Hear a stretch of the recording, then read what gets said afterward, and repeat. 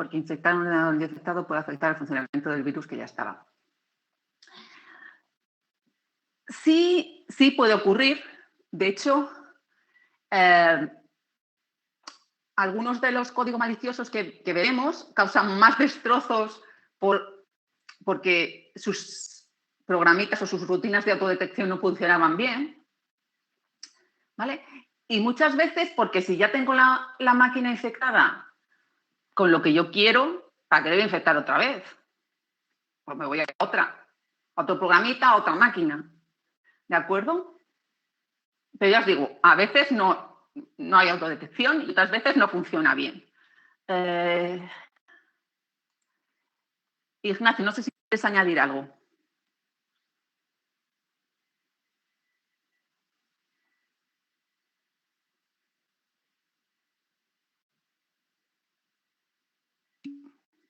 Era por preguntar que si es para que no se detecte. No necesariamente, porque con que infecte una vez lo puedes detectar, ¿vale? ¿Qué ocurre? Que a veces, por ejemplo, veremos el virus Jerusalén, que lo que hacía a veces se infectaba y se reinfectaba y reinfectaba y reinfectaba y reinfectaba, de modo que al final ocupaba tanto que no se podía cargar en memoria. No penséis que antes sabíamos las RAM que hay ahora. O sea, tenía a veces 512K, 640, o sea, una cosa mini.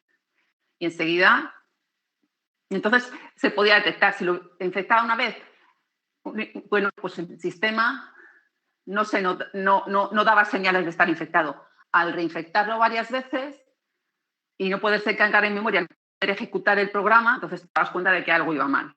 Además de que hacía más cosas. Ya veremos el virus Jerusalén más adelante.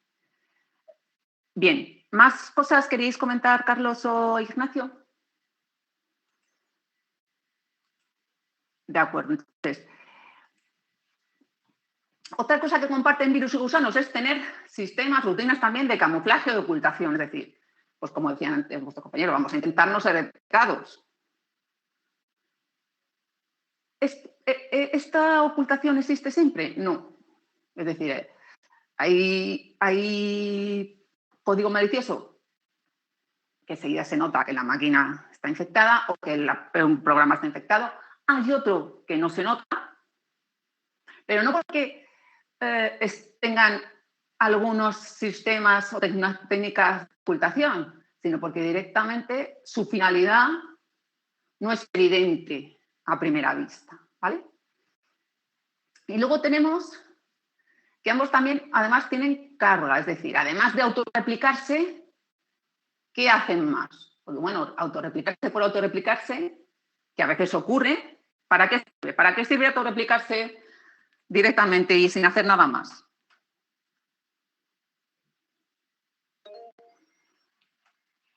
A ver, Federico, ve empezando a escribir mientras te doy permiso. Ya está.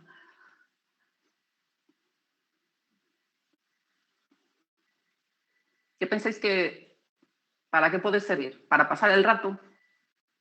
¿Consumir recursos de la máquina mientras está replicando? Pues algo tiene que consumir. Impide que sea detectado en su defecto si ha sido detectado tiene una copia de sí mismo en el mismo PC. No es una forma de evitar ser detectado. Como os decía, es una forma de consumir recursos de la máquina mientras se hace la propagación, la autorreplicación. Y a veces, pues saturan la memoria. ¿Qué tipo de ataque conocemos que puede llevar a cabo este tipo de operaciones?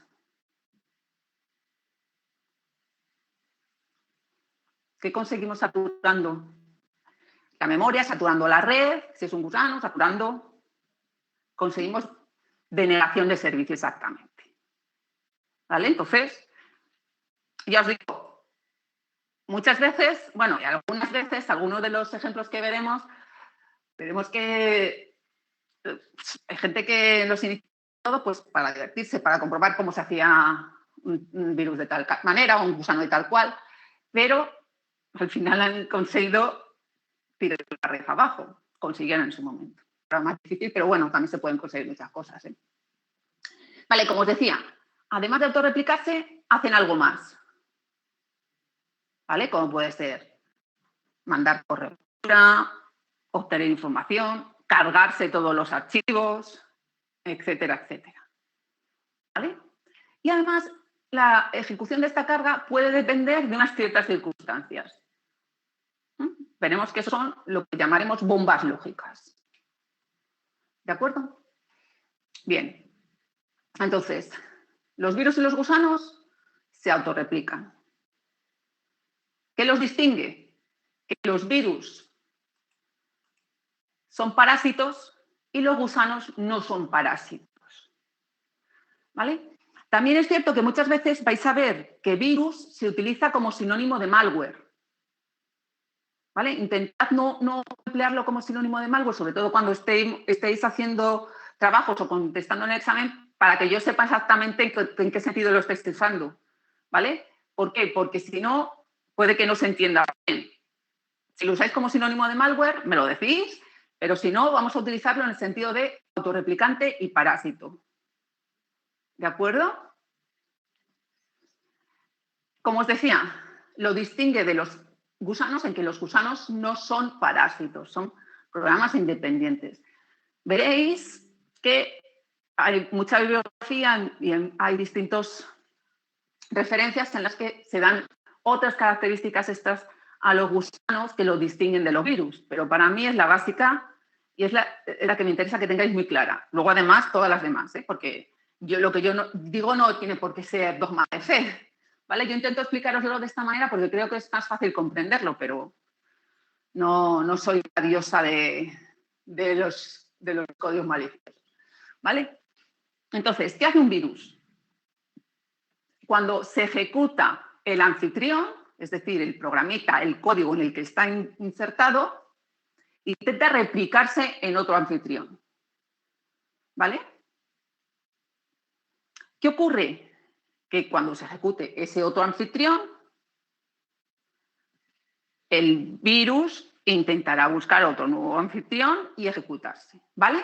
De ahí que se hable de infecciones y de ahí, de la analogía con los virus que rondan en biología, pues hablamos de virus en informática, ¿vale? Bien, entonces, podemos tener un virus en estado germinal, antes de hacer nada, durmiente, está presente, pero todavía no ha infectado más, ¿vale? No ha infectado más ni ha ejecutado su carga, pero puede transmitirse. Es decir, si yo hago una copia de mi archivo, ahí va el virus, ¿vale? Puede estar en un intento fallido, vamos a decir, pueden estar en propagación, cuando se han empezado a replicar, y pueden estar en el momento de ejecutar una carga. Los virus durmientes son, además, muchas veces están asociados a lo que os decía antes. La carga solo se ejecuta cuando se dan unas condiciones. Incluso la replicación solo se ejecuta cuando se dan ciertas condiciones. ¿Vale? Y pues se han empleado sobre todo en ciertos aspectos que tienen que ver con ciberterrorismo, guerras, etcétera, etcétera. Bien. ¿Y cómo se propagan los virus? Dentro de la propia máquina, es decir, de un ejecutable o de un código a otro código. También pueden propagarse de máquina a máquina, bien a través de dispositivos, que obviamente porta un ser humano, porque si no, la memoria USB no va de una máquina a otra sola, pero también pueden emplear, por ejemplo, correo electrónico.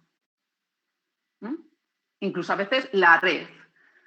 Aunque veréis que muchos autores dicen, no, siempre en la red, entonces es un gusano. Aunque sea parásito. No, empleando la red tenemos gusanos. ¿Vale? Ya os digo, en mi caso. Bien, un ejemplo de pseudocódigo para que os hagáis una idea. Lo que hace en general, sobre todo los primeros. ¿Vale? Decía, bueno, si se da una condición de replicación o de distribución o de extensión, entonces buscan o para un conjunto dado de archivos meta, objetivo, como queráis llamarlos. Si no está infectado, ya os digo, esto sería la autodetección. Buscas un lugar donde poner las instrucciones del virus, ¿vale?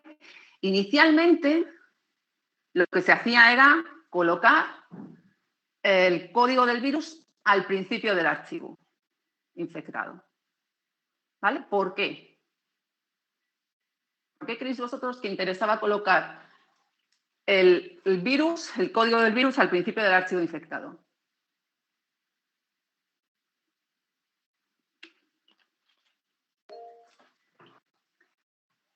Sergio.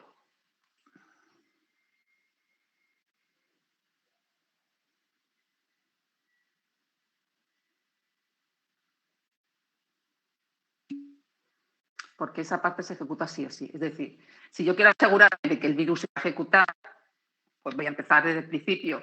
¿Qué ocurre si lo coloco al final? Pues que puede que a lo mejor se haya ido por una rama y no se llegue a ejecutar nunca mi virus, ¿vale? ¿Qué ocurre?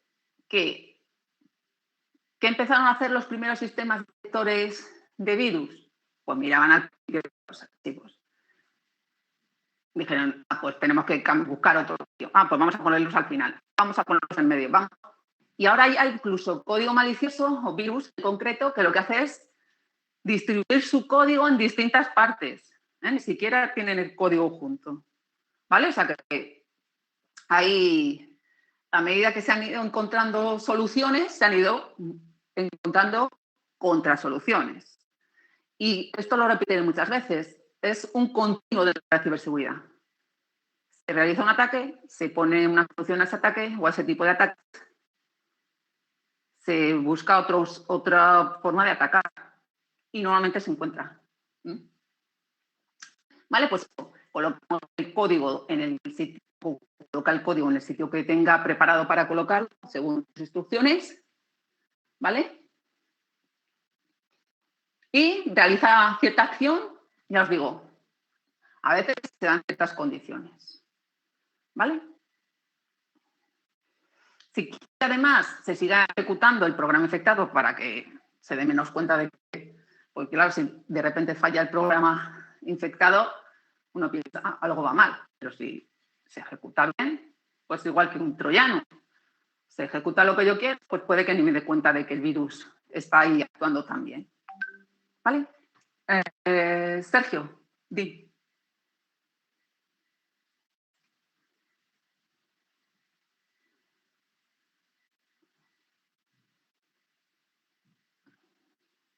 O tenías la mano levantada de antes, no te la he bajado yo a lo mejor.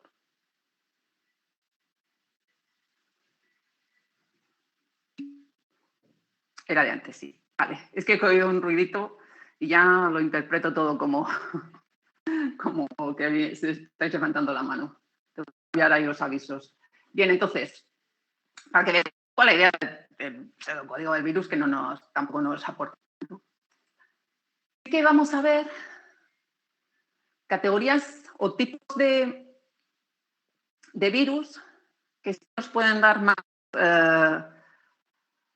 información respecto a dónde se infectan y qué es lo que hacen. Entonces tenemos como parásitos, vamos a tener que se colocan en el sector de arranque, ¿vale?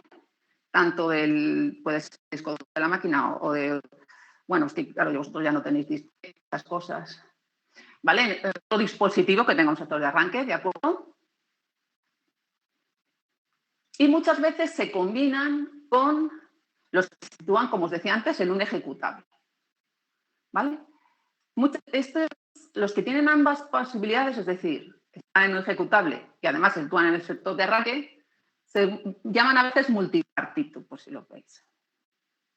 ¿Vale? Y luego, esto ha salido toda la vez, pero bueno, debería, pero ya vamos para parte. ¿Vale?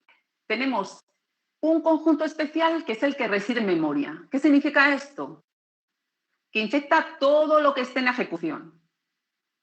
¿Vale? Muchas veces tenemos un parásito en un ejecutable. Cuando se ejecuta ese ejecutable, valga la redundancia, el virus infecta en memoria y todo lo que se ejecute se va a ver infectado. ¿Vale?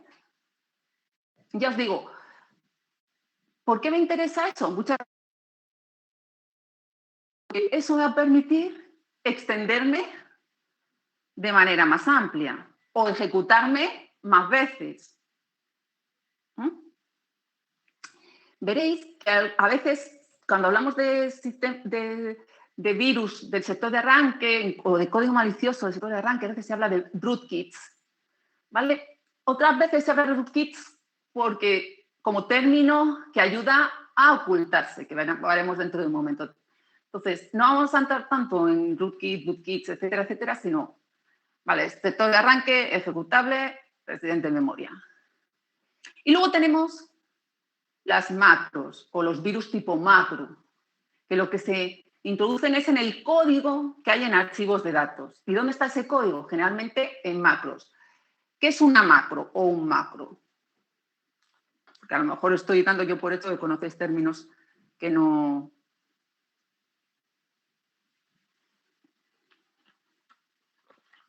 ¿Qué es? En general, ya no digo macros del Office, macro en general.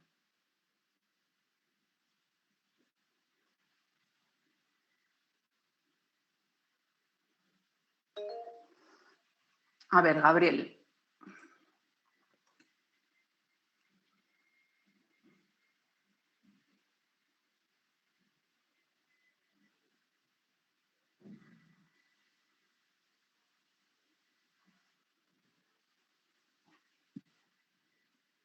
¿Sabéis la diferencia, por ejemplo, que hay entre... Es una instrucción que realiza lo que harían varias? No, en realidad es un conjunto de instrucciones. Puedes decir que es... O sea, tanto las macros como las funciones, los procedimientos, son conjunto de instrucciones. No es una única instrucción. Lo que sí que es cierto es que tú le puedes dar un nombre y si usas la macro, pues directamente te ejecuta una serie de acciones, una serie de instrucciones, como tú dices, ¿vale? Pero no es que sea una instrucción. No sé si me explico.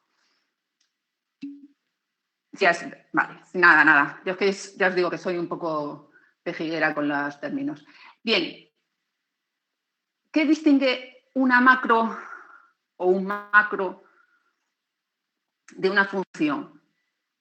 Cuando tenéis una función, lo que se hace es una llamada a un código. Cuando se tiene un macro o una macro, lo que se hace es colocar ese conjunto de instrucciones en el código. ¿Vale? Me refiero a la hora de ejecutar. ¿De acuerdo? Diferenciamos entre hacer una llamada y ejecutar las instrucciones tal cual. A la postre se lleva a cabo lo que queríamos, ¿de acuerdo? Entonces, las macros muchas veces se introdujeron pues, en programas de ofimática, como puede ser todo lo que tiene que ver con el Office. ¿Por qué? Porque, como decía vuestro compañero, de una tacada puedo hacer varias cosas, ¿vale? Pero a la postre es código, tenía su traducción en código, aunque uno las pueda hacer mediante pinchar unos cuantos botones, luego uno puede acceder al código, modificar, cambiar, ¿vale? Al final es código.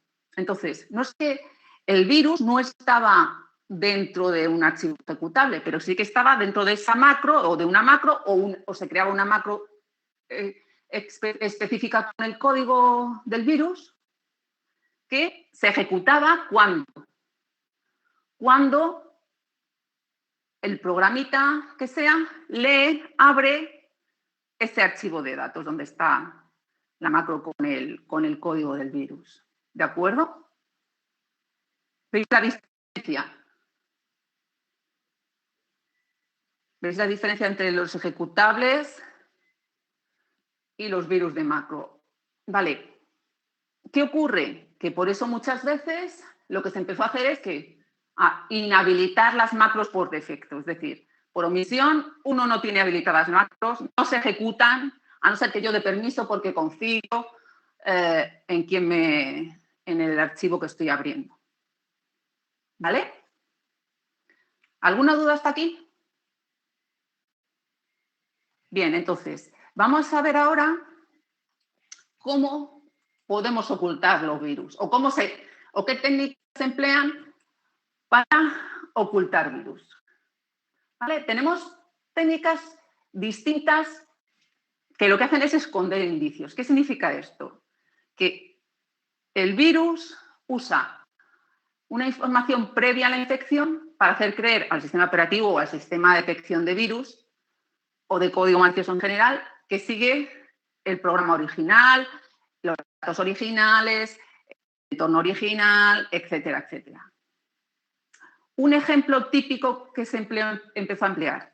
Si yo tengo un programita y le introduzco código adicional, ¿qué va a ocurrir generalmente? Ya os digo que luego se lo haciendo más sofisticados este tipo de introducción de código. Va a aumentar de tamaño, ¿vale? Entonces, ¿qué es lo que hacían algunos sistemas de detección de código malicioso? Pues voy a ver si ha cambiado el tamaño de un ejecutable, que teóricamente no tiene que cambiar. Si ahora es mayor, pues es susceptible de estar infectado. ¿Qué hacían este tipo de código malicioso? Este tipo de virus. Se quedan con el tamaño original, de modo que cuando el sistema detector pregunta por el tamaño del archivo, devuelve el original. ¿Vale? Esto pensad que es más sofisticado que tal como lo cuento yo, pero un poco para que os deis cuenta de cómo, vamos a decir, soluciones sencillas, pues se podían esquivar ciertos tipos de detectores. ¿Vale? Otra de las soluciones, que ya sí que es más efectiva, vamos a decir, es el cifrado. Es decir, el virus, como hemos dicho, tiene un código.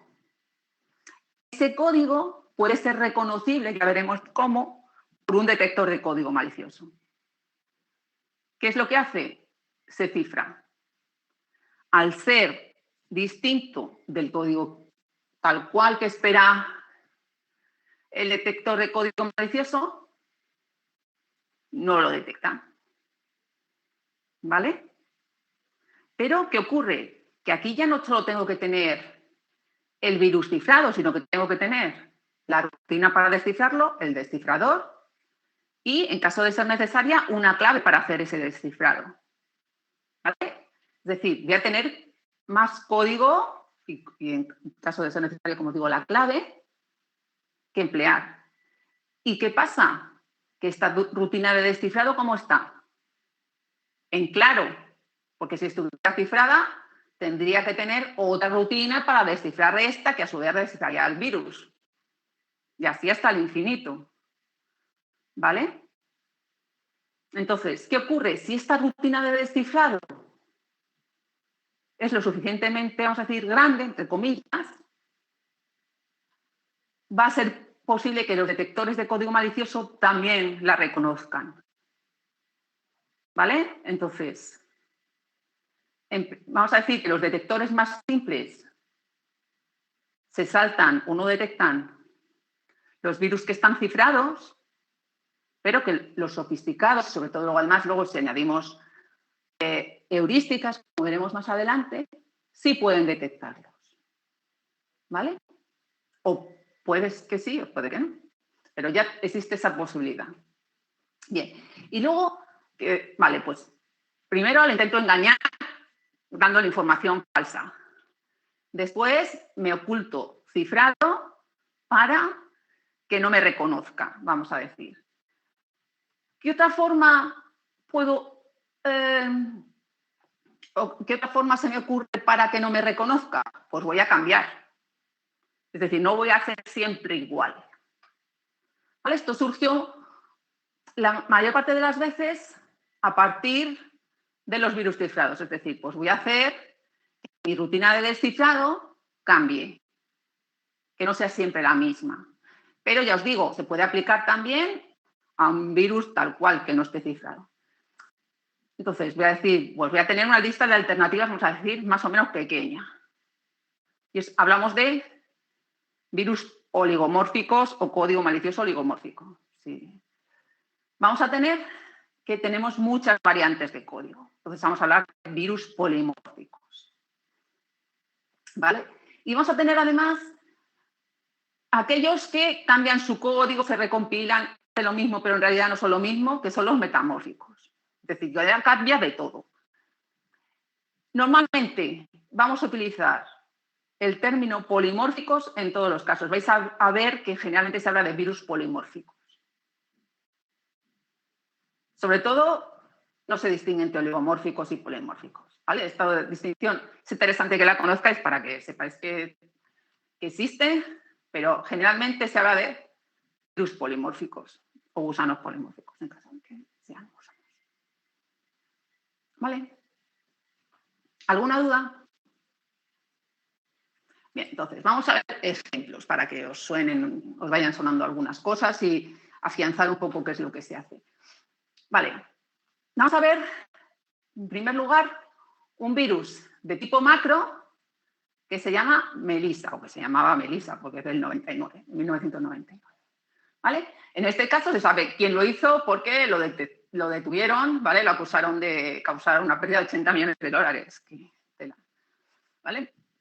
Y lo que creó es un virus para las macros que afectaban al Word 97 y 2000 y el Excel 97, 2000 y 2003, ¿vale? Tanto para Windows como para Macs.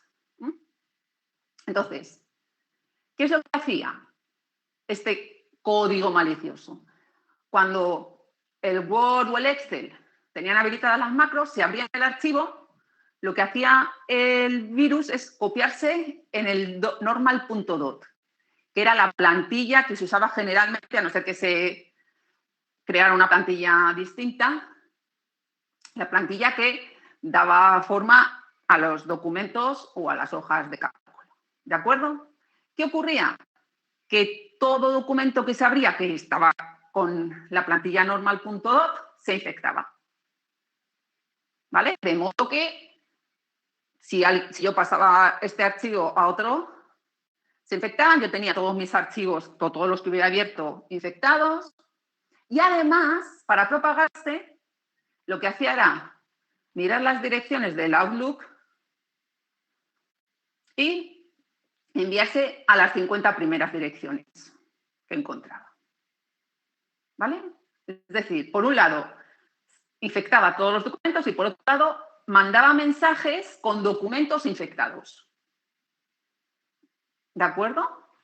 Pues un ejemplo como el que tenéis aquí en la pantalla. Entonces, ¿qué ocurría? Que el mensaje le llegaba al destinatario desde alguien conocido, porque me llegaba desde la cuenta de alguien conocido o con el que se había comunicado en algún momento.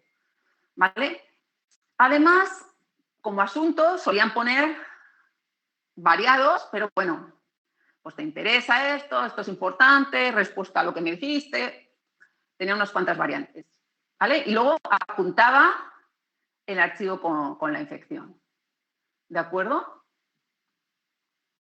Entonces, no solo, como decía, no solo se propagaba a través de las aplicaciones, sino que de las aplicaciones que había en esos archivos, sino también enviándose a otros.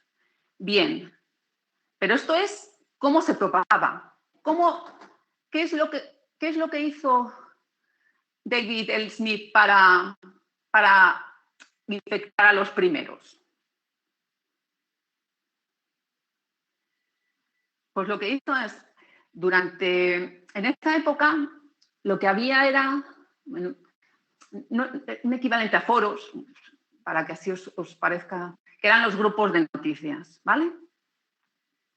Entonces, había un grupo de noticias que se llamaba alt.sex.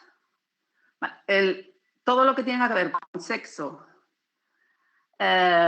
y dinero fácil son formas típicas de conseguir tanto ataques de phishing como de este tipo de apertura de documentos, ¿vale?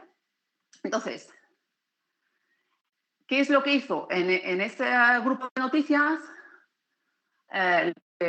dejó un mensaje diciendo, en este archivo están las contraseñas para los, no me acuerdo cuánto número de los sitios porno más famosos del momento.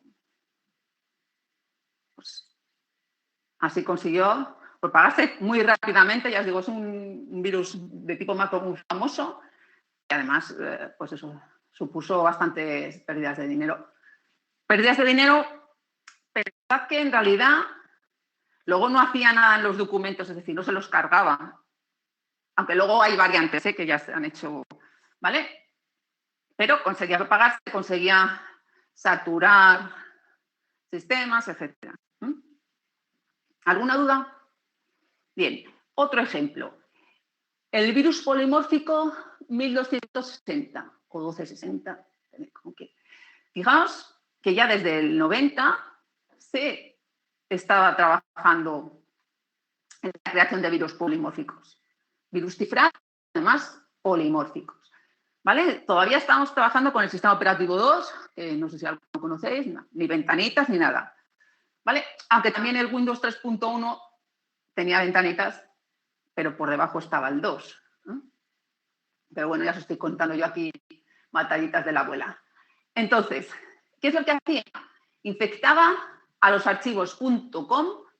Los .com, vamos a decir que eran los que contenían las instrucciones básicas o no tan básicas, dependiendo del tipo .com que fuera, que estaban en el mismo directorio, en la misma carpeta, o que estaban en el path, ¿vale? Es, vamos a decir, una variable que contenía unos ciertos archivos.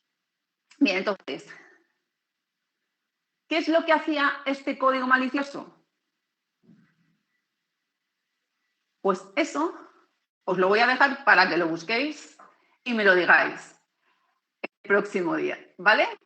Así a aumentar un poco. Pero, ¿cómo estaba oculto? Lo que tenía es que era un virus que estaba cifrado y lo que tenía era que en su descifrador, que aquí veis lo básico del descifrador, podía insertar instrucciones basura. Es decir, que no hacían nada o que sumaban 0 más 0, cosas así. ¿Vale? Hasta 39 bytes de instrucciones basura. Y además, el descifrador estaba dividido en 3 partes.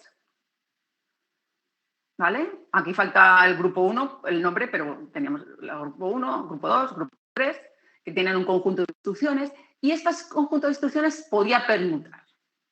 ¿Vale? Tampoco es que son posibles tantas permutaciones con 3 elementos, ¿vale? 3 factorial, que esto lo imagino lo sabéis, pero ya, además de estar cifrado, el descifrador podía tener instrucciones basura, de modo que ya no eran todos iguales, y además podían estar en distinto orden. ¿De acuerdo? ¿Alguna duda? Bien. Entonces, troyanos, virus y gusanos, como os he dicho. Vamos a distinguir los gusanos básicamente porque son autorreplicantes e independientes, es decir, no parásitos. ¿Vale?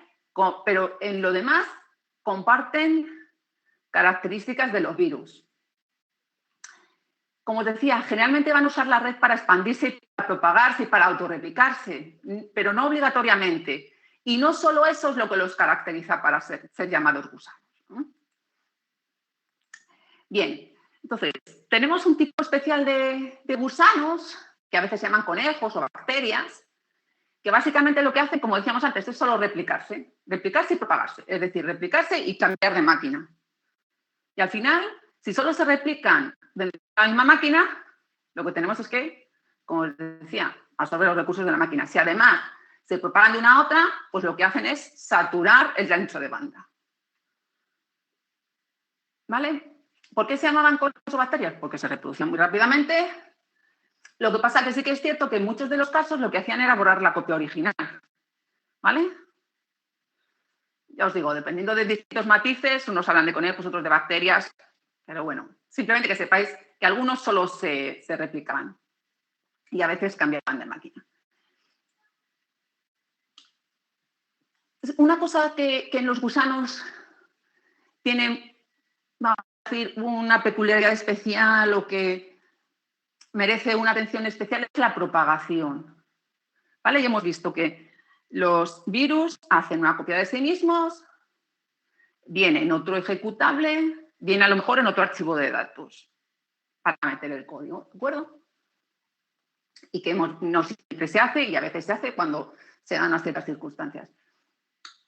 Con los gusanos, igual que en los virus, tenemos que tener una siembra inicial. Esto siempre es necesario, como hemos visto con el del virus Melissa. Es decir, donde coloco yo las primeras ejemplares del gusano para que empiece a actuar. ¿Vale? Y luego lo que tengo que ver es dónde voy, dónde va el gusano.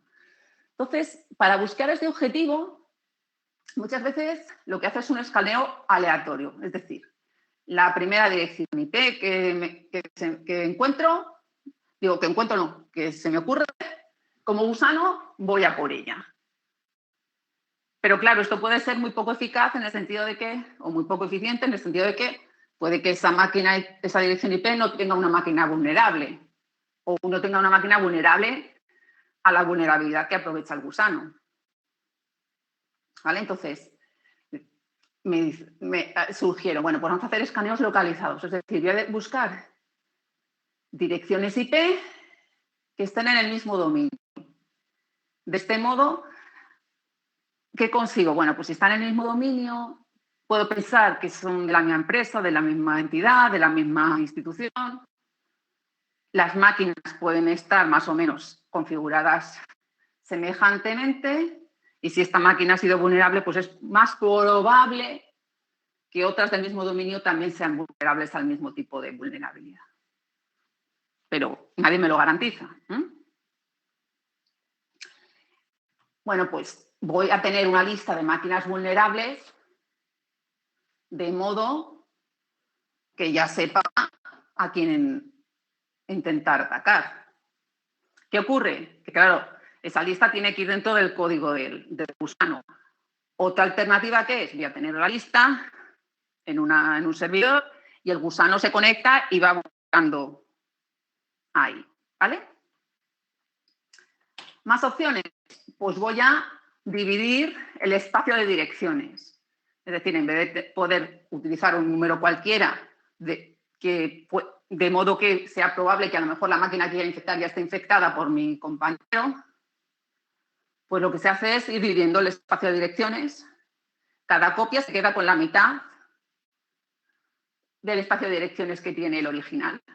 De modo que así voy cubriendo más campo y me aseguro de que hay menos repeticiones de infecciones, ¿vale? Y otra alternativa es, bueno, pues voy a fijarme en las direcciones de correo electrónico, voy a fijarme en aquellos con los que se comunica de otra manera, etcétera, etcétera, ¿vale? Que tiene también que ver con los escaneos pasivos, es decir, pues de ahí me saco direcciones de IP con las que se comunica la máquina, no ya direcciones de correo, ¿vale? Puedo intentar hacerme con los sistemas operativos que se emplean, qué servicios se emplean, etcétera, etcétera. Entonces, como vemos, podemos tener un gusano más sencillito, más sofisticado. En cuanto a la propagación, estamos hablando solo de la propagación, de la carga que puede ejecutar posteriormente o no. Entonces, imaginad que tenemos un gráfico como el que tenemos en la pantalla. Tenemos, por un lado, el número de máquinas comprometidas en la eje de las IES y el tiempo, ¿vale?, que tardan en comprometer estas máquinas, en atacarlas, en el eje de las X. ¿Vale? Entonces, debajo tenemos dos alternativas. A la izquierda tenemos que las máquinas se ven comprometidas en menos cantidad de tiempo. A la derecha tenemos que las máquinas se ven comprometidas en más cantidad de tiempo o incluso no se pueden comprometer todas las máquinas. ¿Qué nos interesa como atacantes? ¿La primera o la segunda? ¿La izquierda o la derecha?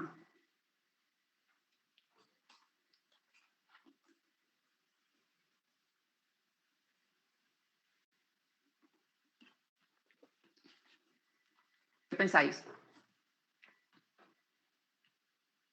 Más rápidas, más máquinas en menos tiempo. Ah, vale, perdón. Ya me estaba adelantando yo, no espero nada. A ver, Ignacio.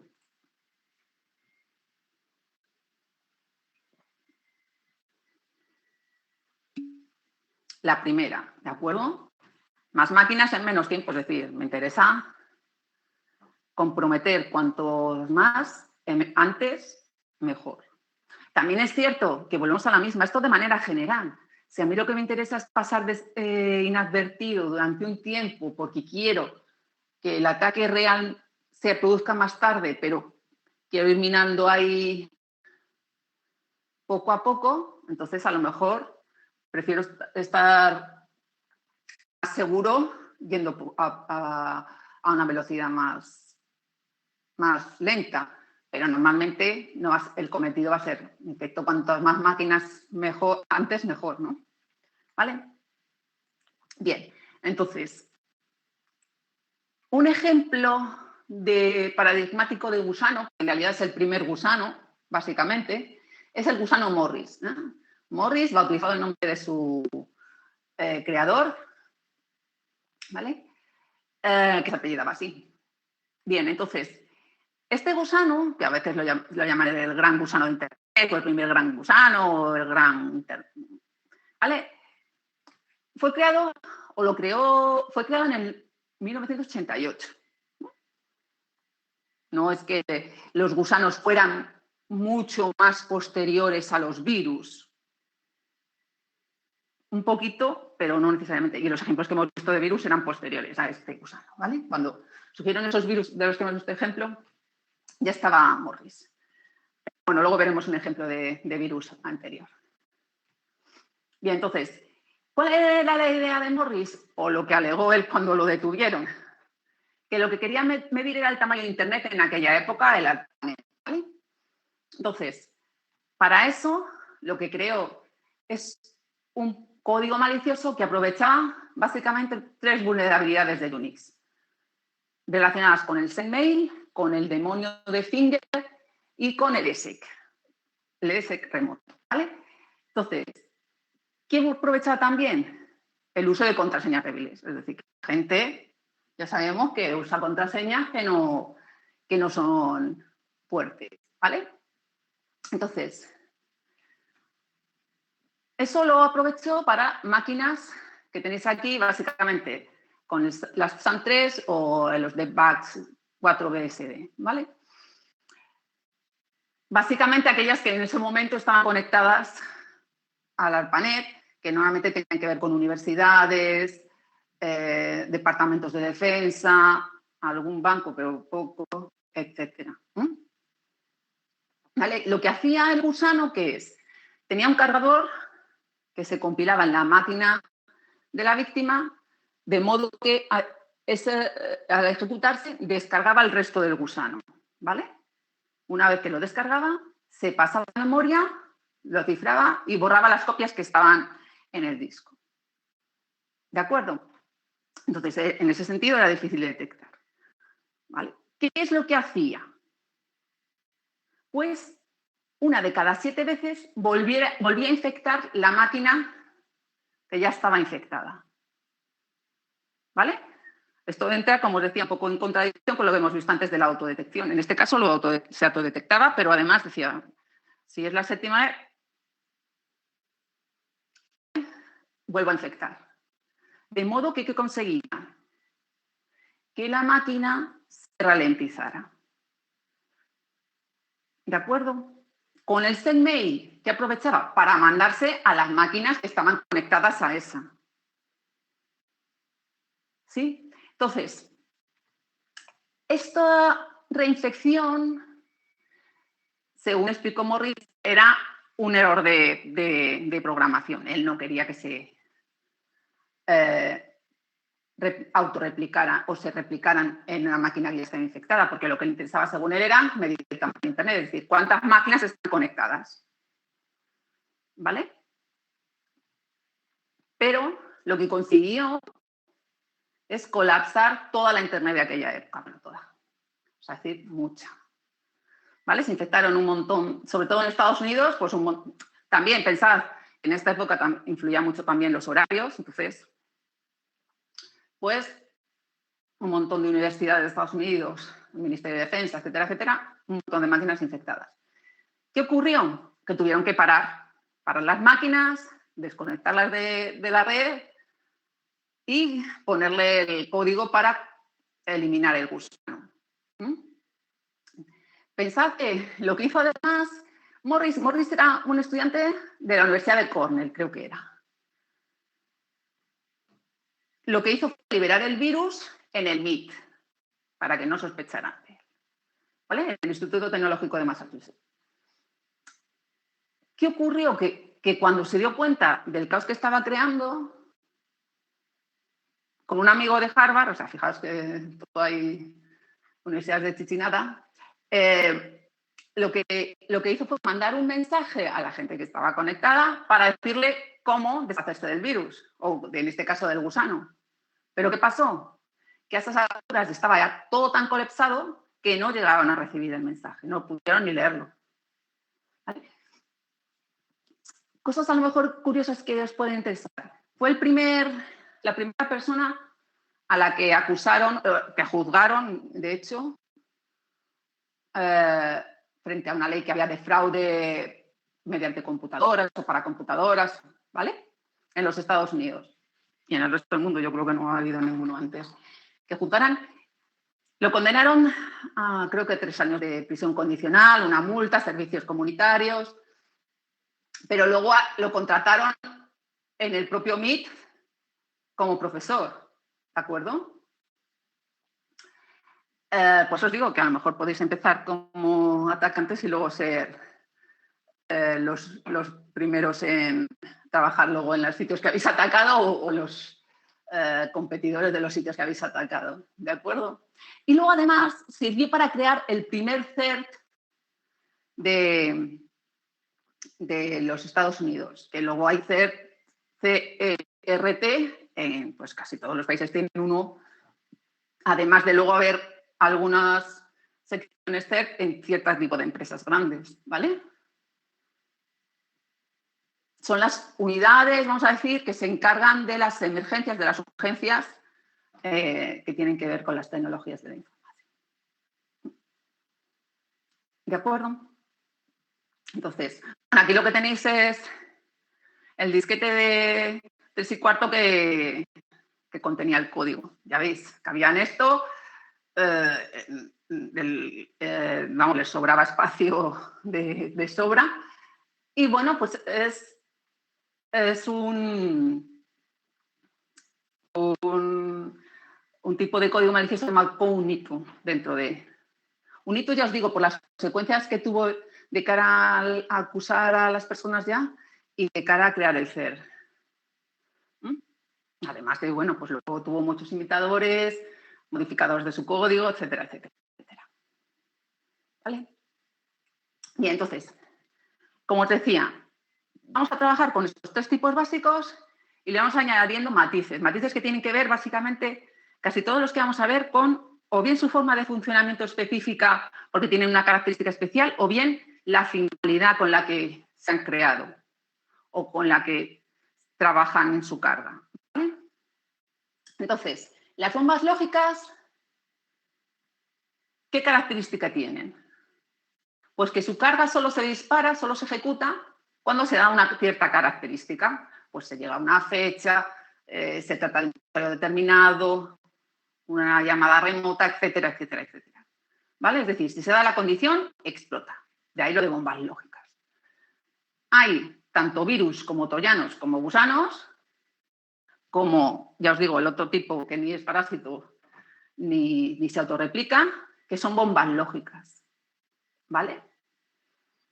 Un ejemplo, que es el que os he mencionado yo antes, es el virus Jerusalén. ¿Vale? Este virus se creó en el 87, sí que se sabe que fue creado. Hay veces que solo se sabe la fecha de descubrimiento del código malicioso, porque no sabe ni quién lo creó ni cuándo, aunque se puede sospechar más o menos. ¿Vale? Igual también para el sistema operativo 2. Y era un virus que residía en memoria, de modo que todo archivo que se ejecutara, excepto el command con, ¿vale? Que es un tipo de archivo que os decía, están las instrucciones básicas de la máquina, se veía infectado. ¿Qué pasaba? Que los ejecutables que acaban en exe se volvían a infectar. y se volvían a infectar. De modo que llegaba un momento en que eran demasiado grandes, como os decía, para cargarlos en memoria. Es decir, ya no se podían ejecutar. Otra de las características que lo hace que sea bomba lógica es que el viernes 13 borraba todo aquello que se ejecutaba. Todo archivo ejecutado se borraba. ¿Vale? De modo, a partir del 88, es decir, en el 87, aunque se creó en el 87, se descubrió en el 87 en Jerusalén, ¿vale? Pero por eso a veces también se llama el virus del viernes 13. De hecho, durante mucho tiempo hubo incluso empresas, bastantes años, que llegaban incluso a cerrar los viernes 13 para evitar que se produjera una catástrofe como esta, por si acaso alguno de sus máquinas estaba infectada, ¿de acuerdo? O sea, durante bastantes años, porque bueno, estuvo el virus Jerusalén y algunos sucesores, pero durante mucho tiempo siguió actuando. Ya os digo, el viernes 13 además es una fecha disparadora de varios códigos maliciosos. ¿Vale? En este caso era un virus. Virus, como os decía, residente en memoria. Mira, lo que tenéis ahí son los 2 kilobytes que ocupaba en memoria. Vale, bien. Puertas traseras, backdoors, trampillas, como queráis. ¿Qué es una puerta trasera? Es decir, yo tengo una forma de entrar, una forma de acceso que no es el procedimiento normal, vamos a decir. Normalmente es secreto, porque si lo sabe todo el mundo, pues ¿para qué voy a tener un proceso, un control de acceso y ya puede entrar todo el mundo saltándoselo? ¿Vale? Y muchas veces se emplea para control a distancia. A veces uno mismo lo crea como programador para saltarse ciertas tareas de autenticación. Voy a ir directamente para depurar lo que me interesa, comprobar cómo funciona tal función, etcétera, etcétera. ¿Vale? Entonces, si yo sé cuál es ese acceso secreto, puedo entrar. ¿Las puertas traseras como tal son código malicioso? No. ¿Vale? ¿Qué ocurre? Que hay virus, gusanos y troyanos que instalan puertas traseras. ¿Vale? ¿Veis la diferencia? La puerta trasera es una vulnerabilidad cuando yo la tengo. ¿Vale? Y es algo que es consecuencia de un ataque cuando me la han instalado. ¿Vale? Y como os digo, aunque en muchos casos son troyanos los que las instalan, no necesariamente. ¿Vale? Por ejemplo, en el caso de Maidun se trataba de un gusano. Maidun fue un gusano que además, hasta ese momento, bueno, y casi hasta la actualidad, tenía el récord de ser el código malicioso que más rápido se había propagado por correo electrónico. ¿Vale? Y lo que hacía es, atacaba a los sistemas que tenían Windows de 32 bits, básicamente. Lo que hacía era, tomaba las direcciones del libro de direcciones y se enviaba. ¿Vale? Y además se copiaba en las carpetas compartidas de una aplicación que estaba de... Bueno, es que me oigo con eco a veces. Que estaba de moda en aquel momento, que era Caza. O Caza, a lo mejor a algunos os suena esto, Emule, algunos de estos. Bueno, el caso es que lo que servían estas aplicaciones era para compartir archivos. Nada malo. Lo que pasa que ocurre que muchas de ellas se aprovechaban para compartir aplicaciones con propiedad intelectual, música, películas, libros menos, pero bueno, también. ¿Vale? ¿Y qué es lo que hacía? Además de propagarse, creaba una puerta trasera.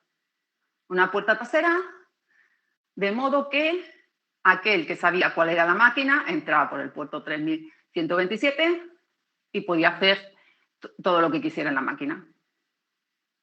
¿Vale? Fijaos el potencial de este gusano. Además, luego, en versiones posteriores, el mydoom.b, además lo que tenía era, lo diré, sistemas anticódigo malicioso, es decir, o anticódigo malicioso. Es decir, evitaba, por ejemplo, que uno pudiera conectarse a webs de antivirus. Evitaba que uno se pudiera conectar a la web de Microsoft porque ahí ya tenían el parche para solventar el problema, etcétera, etcétera. ¿Vale? Entonces, fijaos, tenemos un gusano que a su vez instala puertas traseras y que utiliza ciertos modos de ocultación, en este caso, intentando evitar el acceso a antivirus. ¿Alguna duda? Bien. Espías. Espías y anunciantes. ¿Por qué los he puesto juntos? Porque básicamente los caracteriza lo mismo. Recogen información, la guardan o la transmiten al atacante. ¿Vale? Ahora, ¿qué nos distingue? El objetivo. ¿Vale? El espía lo que hace es, vamos a decir, intentar quedarse con contraseñas, número de cuentas, número de tarjetas de crédito, claves, de modo que lo que busca es robar, suplantar, etcétera, etcétera. ¿Qué es lo que hace un anunciante, un adware? Lo que intenta es mostrar o descargar anuncios. ¿Vale? Entonces, ¿con qué datos se suele quedar? Pues con la costumbre de navegación, los tipos de visitas que se hacen, qué búsquedas se hacen, que a veces ni siquiera, lo único que le interesa es mostrar los anuncios de aquel que ha pagado para que los muestre, ni siquiera los personaliza. ¿Vale? Bien, entonces, en ambos casos, ¿cuál es la forma general de propagación? Normalmente están incluidos en la aplicación que instala el usuario. ¿Cómo? Como troyanos, es decir, yo me descargo una aplicación y ahí está oculto el espía o el anunciante. Otras veces, simplemente con visitar una web, se me descarga el espía o el anunciante. Otras veces, pues, adjunto en un mensaje de correo electrónico. Por ejemplo, ya os digo, hay varios modos de propagación. Entonces, hay veces que en estas aplicaciones que instala el usuario se instalan estos anunciantes, estos espías, pero yo inconscientemente les doy permiso. Entonces ya no hablamos de código malicioso, ya hablamos de programas potencialmente no deseados. ¿Veis el matiz? Es decir, en estos yo no puedo evitar que se instalen. Lo puedo evitar si no me instalo el anfitrión, por ejemplo. En los otros sí que lo puedo evitar. Pero ya os digo, a veces el límite entre código malicioso y programa potencialmente no deseado es un poco difuso. ¿Vale? De hecho, a lo mejor, eso que habláis de los anuncios que te mostraban continuamente o del cambio de navegador, a lo mejor no eran instalados mediante un troyano, sino que habían sido instalados, por ejemplo, a partir de algo que te habías descargado y que sin darte cuenta no deseleccionabas, porque, claro, lo que hacen es que por defecto te instalan todo a no ser que tú lo deselecciones. ¿Vale? Luego vamos a incidir un poco más en eso. Bien, no confundáis los anunciantes con el malvertising. ¿De acuerdo? ¿Qué diferencia hay? En el primer caso, en el adware, lo que yo tengo que es código malicioso que me muestra anuncios. En el malvertising lo que tengo es anuncios que contienen código malicioso. ¿Vale? Son cosas distintas. Muy relacionadas, obviamente. Pero vamos a decir, los anunciantes, el anuncio en sí no es el código malicioso, es el programa que me lo muestra. En el advertising, el anuncio es el que contiene el código malicioso y me puede infectar. O me puede hacer aquello que yo no deseo. ¿Entendéis la diferencia? ¿Alguien no lo entiende? Bien, entonces, un ejemplo típico es el Cookware Search, que actuó tanto como espía como anunciante. Con esto quiero decir que además de tener las aspectos de recuperación de datos propios de los usuarios, ¿vale? Pues podía crear anuncios emergentes, ¿vale? O sea, hacía un poco de ambas cosas. Y básicamente estaba pensado para el Internet Explorer. Pero no significa que luego ya distintas variantes sirvieran para otros navegadores, porque variantes del Cool Web Search siguieron y siguen, vamos. Aunque ya creo que en realidad existía una web, que era esta, Cool Web Search, que además es la página de inicio a la que te lleva tu navegador. En cuanto abrías el navegador, te llevaba a esta página, ¿vale? Entonces, en vez de, por defecto, además, tenías este navegador, esta página y este buscador. ¿De acuerdo? Y yo conozco un compañero mío, además, estuvimos ahí volviéndonos locos hasta que conseguimos limpiarlo bien. Bien, entonces, ¿qué caracterizaba además a este código malicioso? Que ralentizaba la máquina. Uno se podía dar cuenta diciendo, esto va más lento, ¿no? Pero bueno, como justo era con el navegador, pues a lo mejor es porque la red va lenta. Y además se podía instalar simplemente con visitar sitios web, ¿vale? Que es una de las cosas que os decía antes. Es lo que se conoce como drive-by download. Es decir, simplemente por visitar un sitio, si no estoy protegido, me pueden infectar, ¿vale? De hecho, si alguno tenéis algún antivirus, luego ya veremos más adelante, o anti-spyware, algunos te dicen, no, tenemos comprobación de los sitios web y tal, porque antes se supone, teóricamente, que antes de dejar de abrir un sitio o visitar un sitio, comprueban que está libre de código malicioso. Vale, aquí simplemente tenéis una estadística igual de Microsoft, de los programas que había a nivel global y por dónde, y la fluctuación a lo largo del tiempo. El año pasado. Ya este año no tienen este estudio. Bien. Estábamos con los anunciantes. Otro tipo de código malicioso, en realidad, que vais a ver muchas veces, que son botnets. La botnet en sí no es código malicioso. No me explico.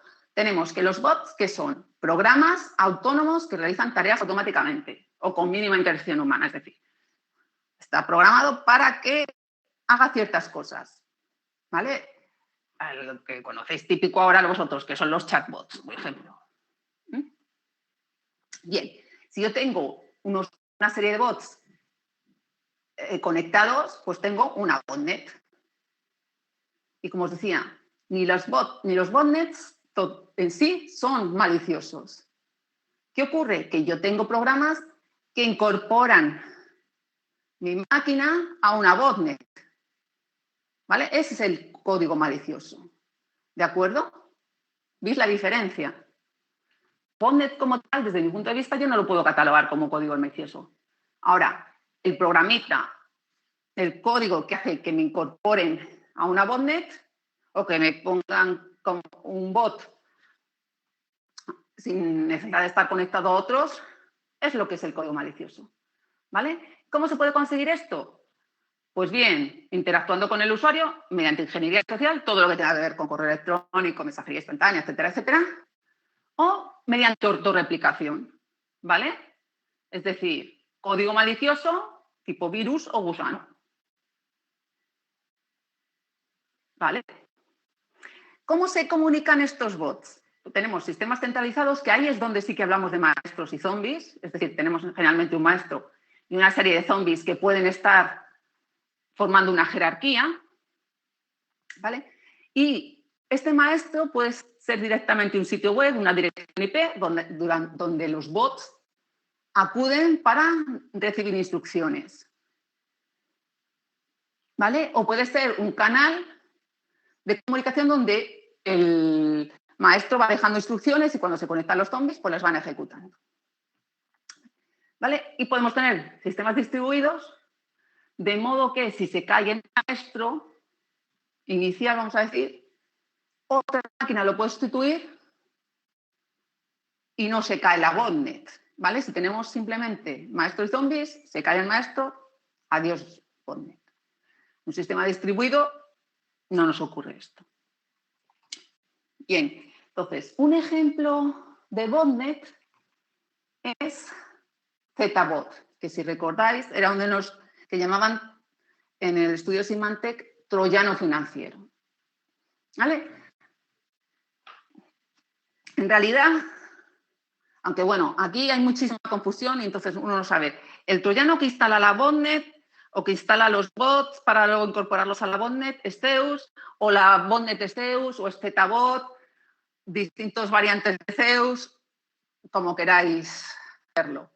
¿Vale? Desde mi punto de vista, queda más claro si pensáis que Zeus es el troyano, lo que hace es instalar bots que incorpora a distintas botnets, que son tipo ZBot.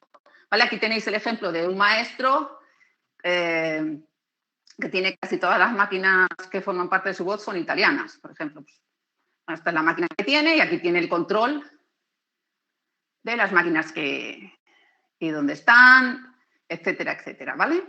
Esta es la interfaz que tiene el propio maestro,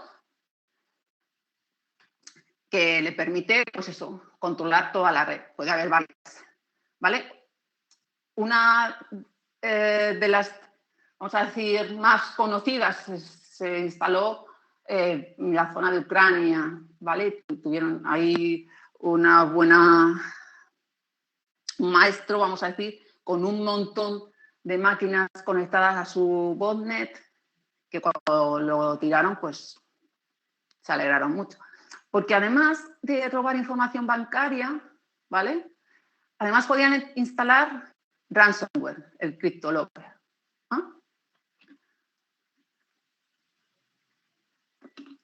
Es decir, podían robar haciéndose con tus datos bancarios y además luego te pedían un rescate ya con el dinero que no tenías.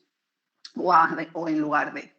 ¿Vale? En el 2009, el FBI, que estaba muy preocupado por este tipo de botnet, tenía estimado que en Estados Unidos se habían hecho con 3,5 millones, bueno, 600.000 máquinas, fijaos. No es una tontería. De hecho, variantes de Zeus han seguido existiendo y yo creo que todavía siguen por ahí rondando alguna hasta ahora. Bien, para que veáis otra alternativa. Tenemos los estafadores. ¿Estafadores en qué sentido? Pues el de cualquier estafa que nos hacen. Pero como es por internet, pues la llamamos, lo diré, forward. ¿Vale? ¿Qué ocurre aquí? Que lo que intentan es, otra vez, intentar timar a alguien, generalmente para conseguir una compensación económica. Y muchas veces lo que hacen es convencer a alguien de que ejecute algo metiéndole miedo. Se te va a acabar la cuenta de correo electrónico, van a cerrar tu página web, etcétera, etcétera, etcétera. Un caso muy típico es el antivirus falso. ¿Vale? Es decir, tenemos que nos sale una ventanita, nos dicen que estamos infectados y que te pueden hacer un escaneo gratuito. ¿Vale? Pero para desinfectar te tienes que instalar la versión completa. A ti te dicen que estás muy infectado, que tienes tropecientos mil código malicioso. Tienes que descargar la versión completa, que además esa sí que necesitas pagar. Y como además te dice que si no lo haces inmediatamente, se te va a caer el sistema, pues venga, rápidamente. Además, ¿qué ocurre? Que esto normalmente son cosas baratas. 50 céntimos. 50 céntimos. Pues no me molesto en buscar un antivirus gratuito, que los hay, o pues pago esto y me libero ya de todo el problema. Muchas veces, en el mejor de los casos, este sistema anticódigo malicioso no hace nada. En el peor de los casos, pues nos puede descargar más código malicioso, ¿vale? Puede ser un troyano que tenga X funcionalidades. Otro de los aspectos en el que se suele trabajar, pues, o de los elementos con los que se suele trabajar, pues el desfragmentador, el ScanDisk, que herramientas típicas del sistema. ¿Vale? Para acabar ya, que si no me extiendo mucho. Simplemente un ejemplo. Aquí tenéis un ejemplo de código malicioso que se llamaba MS Antivirus. Uno pensaba, el antivirus de Microsoft. Bueno, no sé yo si es muy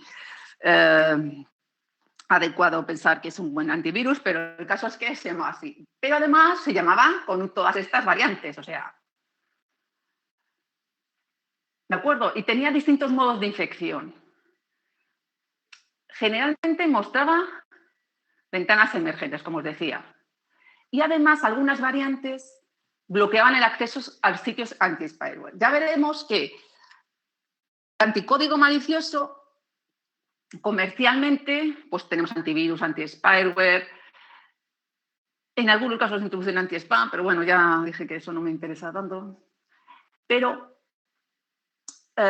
nosotros vamos a hablar luego de anticódigo malicioso en general, en la próxima clase, ¿de acuerdo? Bien. Si tenéis dudas, pues eso, me vais preguntando. Si no, el próximo día continuamos con el ransomware. ¿Vale? ¿Alguna cosa que queréis comentar? A ver.